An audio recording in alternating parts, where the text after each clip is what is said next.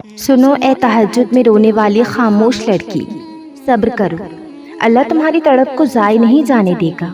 یقین کرو، اللہ تمہاری سجدوں میں لی ہوئی سرگوشی سے اچھی طرح واقف ہے۔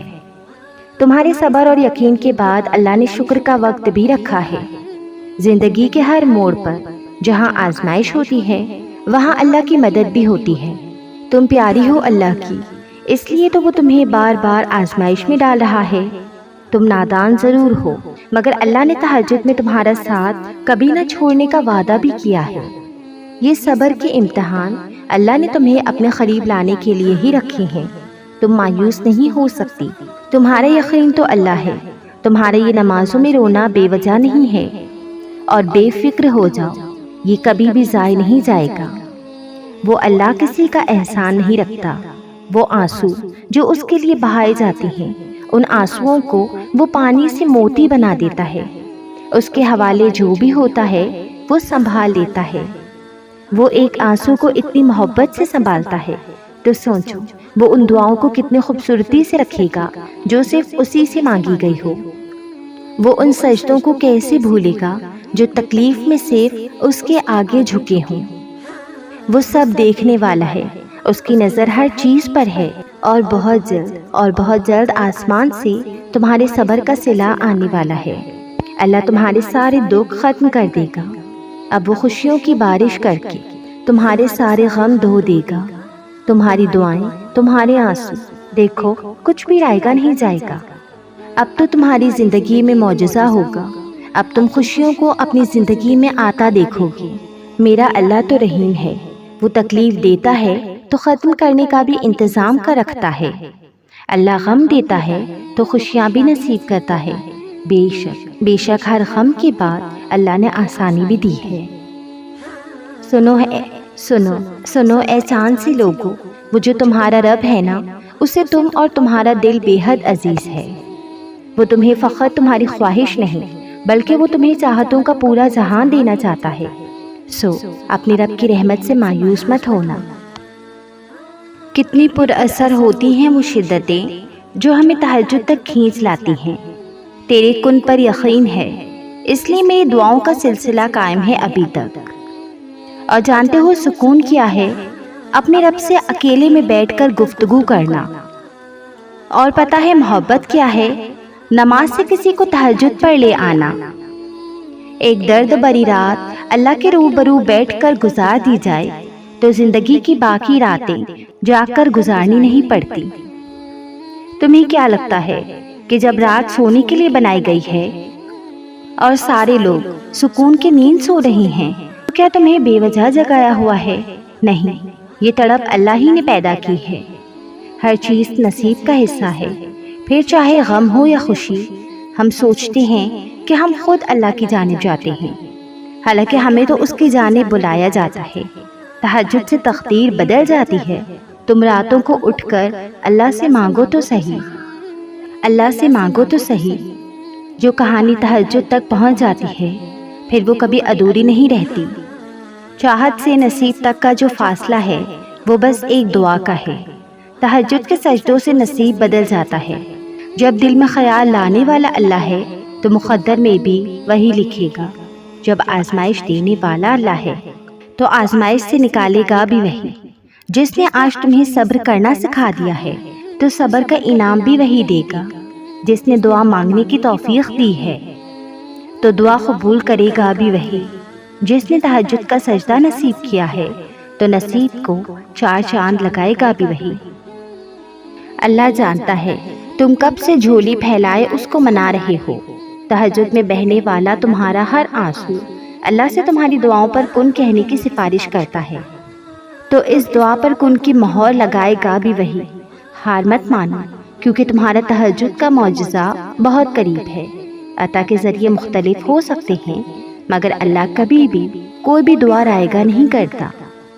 اللہ تمہاری دعاؤں کو قبولیت کا ایسا رنگ عطا کرے گا کہ تمہارے صبر میں گرے ہر آنسو کا حق ادا ہو جائے گا۔ اللہ کو تمہاری من پسند چیز سے تمہیں آزمانا بے وجہ تو نہیں۔ تہجد میں اچانک سے آنکھ کھل جانا بے وجہ تو نہیں۔ ہر مشکل کے بعد آسانی ہے۔ اللہ کا یہ وعدہ بے وجہ تو نہیں۔ وہ دیکھتا ہے تمہیں درد کے مارے اس کا نام پکارتے ہوئے، وہ دیکھتا ہے تمہیں یقین کے ساتھ دعا کے لیے ہاتھ اٹھاتے ہوئے۔ بس اللہ سے نا امید مت ہونا، تہجد میں اپنے رب کو منا لو، اپنی من پسند چیز کو اللہ سے مانگ لو، وہ تمہیں ضرور دے گا۔ اگر اللہ تمہارا دل نہیں بدل رہا تو یقین رکھو کہ وہ تمہارا نصیب بدلنے پر راضی ہے۔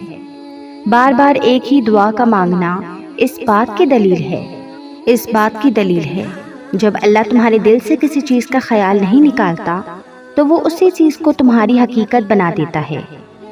اگر اللہ تمہارا دل نہیں بدل رہا تو یقین رکھو کہ وہ تمہارا نصیب بدلنے پر راضی ہے۔ دراصل کچھ مانگنے والی ادائیں ایسی ہوتی ہیں جو اسے بہت پیاری لگتی ہیں، وہ اس ادا کو بار بار دیکھنے کے لیے قبولیت کا وقت بڑھا دیتا ہے۔ اگر وہ اس چیز کو تمہارے ذہن اور دعاؤں سے نہیں نکال رہا جو تم چاہتے ہو تو جان لو وہ دعا قبول ہو گئی ہے۔ یہ ذرا سی دیر تو اللہ سے ملاقات کا بہانہ ہے۔ جس پکار کو وہ ہر دفعہ تمہارے منہ سے سننا چاہتا ہے، پھر وہ اسے انکار کیسے کر سکتا ہے؟ مانگنے کی شدت قبولیت کی سب سے بڑی دلیل ہے۔ تمہاری مسلسل دعا تمہارا مقدر بدل دیتی ہے۔ جب اللہ کو تمہارے مانگنے کا انداز پسند آ جاتا ہے نا، تب وہ دینے میں ذرا سی تاخیر کر دیتا ہے تاکہ تمہاری آواز بار بار سنائی دیتی رہے۔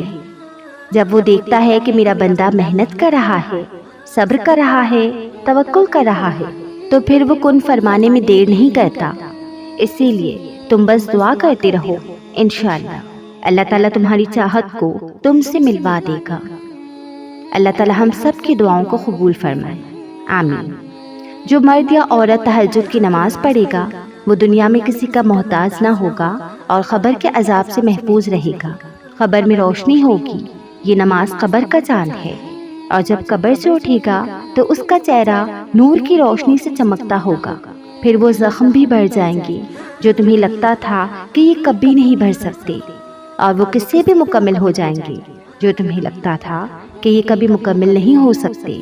اور یہ بات مت بھولنا کہ تمہارا رب سب کچھ کر سکتا ہے، سب کچھ، کیونکہ اللہ تعالیٰ نے قرآن میں فرمایا ہے ان اللہ علی کل شیء قدیر، یعنی اللہ ہر چیز پر قادر ہے۔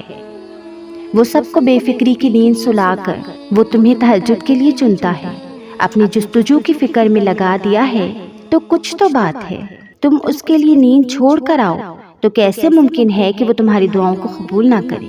تو اسی لیے تہجد میں اللہ سے مانگتے رہو، تمہاری مانگی ہوئی دعائیں بہت جلد۔ ایسا کچھ نہیں جو تہجد سے کسی کو ملا نہیں۔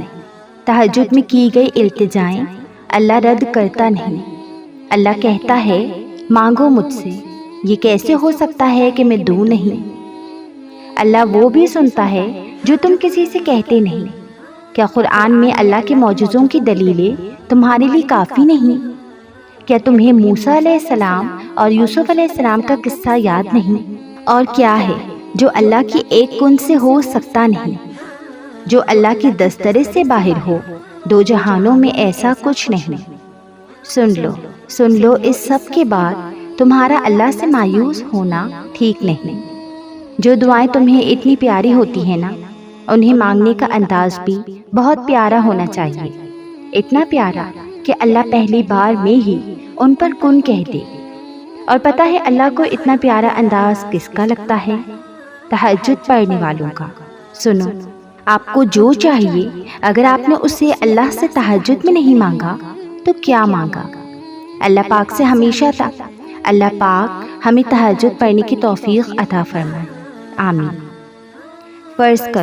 فرض کرو یہ آزمائش کی آخری رات ہو، فرض کرو اس دیر میں بھی تمہاری ہی بہتری ہو، فرض کرو کہ ٹوٹی امید تمہیں اللہ سے جوڑنے کا ذریعہ ہو، فرض کرو اگر اس دعا سے اللہ نے تمہارا نصیب بدلنا ہو، فرض کرو اللہ نے اس کے بعد تمہارے لیے نیا دروازہ کھولنا ہو، فرض کرو اس بے بسی کے بعد اللہ کی مدد آنی ہو۔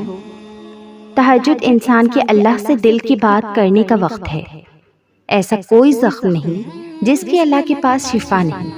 اگر کوئی چیز اتنی قریب آ کر اللہ اس کو تم سے دور کر سکتا ہے کہ جو چیز تمہیں اپنی دسترس سے بہت دور نظر آتی ہے اس کو قریب بھی تو کر سکتا ہے۔ ان قریب اللہ کی مدد ناممکن ذریعوں سے تم تک آئے گی۔ ان قریب اللہ کے ایک کن سے آزمائش کی یہ گھڑی ٹل جائے گی۔ اللہ کہے گا ہو جا اور ناممکن چیزیں ہو جائیں گی۔ ان قریب تمہاری ہر صدا سن لی جائے گی، اور پھر اللہ کے ایک کن کی طاقت تمہیں ہر شے پر بھاری نظر آئے گی۔ ان قریب تمہیں اللہ کی مصلحتیں سمجھ آئیں گی۔ تمہاری پکار اب لازمی عرش تک جائے گی۔ ان قریب تمہاری پسندیدہ چیز تمہارے نصیب کا حصہ بن جائے گی۔ ان قریب معجزوں کے ایسے دروازے کھلیں گے کہ دنیا حیران رہ جائے گی۔